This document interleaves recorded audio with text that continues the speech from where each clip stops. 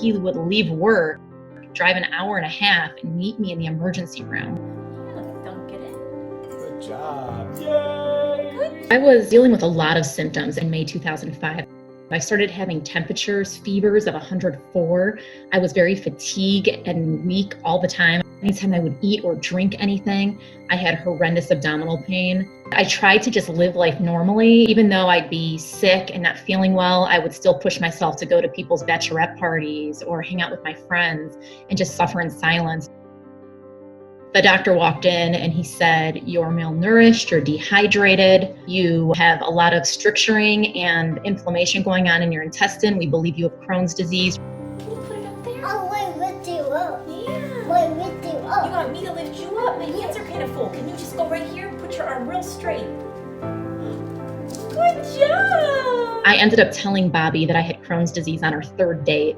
And I was nervous because unfortunately I had dealt with guys in the past who didn't handle my diagnosis or my disease very well. Yeah, I had no idea. I never had an issue in my life. I knew I liked her and wasn't going to let that stop me from seeing her. For me, it was just more concerning, right? I mean, you never want to see your significant other or somebody that you have feelings for in pain. I've been hospitalized more times than I can count. There's a point where I got emotional on my own and just in my car after a few days, just kind of like a mix of emotions of feeling frustrated and angry and sad, just not sure what to do. He would put my hair in ponytails. He would take sponges and dip them in water and rub them on my gums when I couldn't even drink water for over a day. And I think that is so exhausting on a human being to have to see someone they love in that type of capacity. Sometimes it's, I think, easier to be the patient than the caregiver, because when you're the caregiver in an IBD relationship, you must feel so helpless.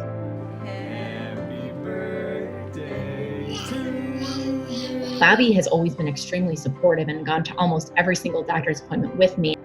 IBD strikes when you least expect it and constantly is an uphill battle, but at the same time, when you advocate for yourself, you're going to feel much more in control.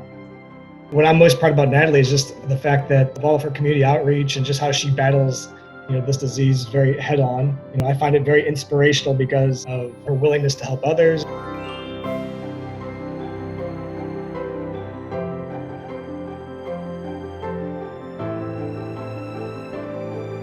It's a day-to-day battle and struggle, but as you learn to listen to your symptoms and be mindful of how you're feeling and communicate that with your partner, it feels like something that is able to be conquered. Hey, are you baking cookies for Papa? With a couple of kids at home, we're always tag teaming.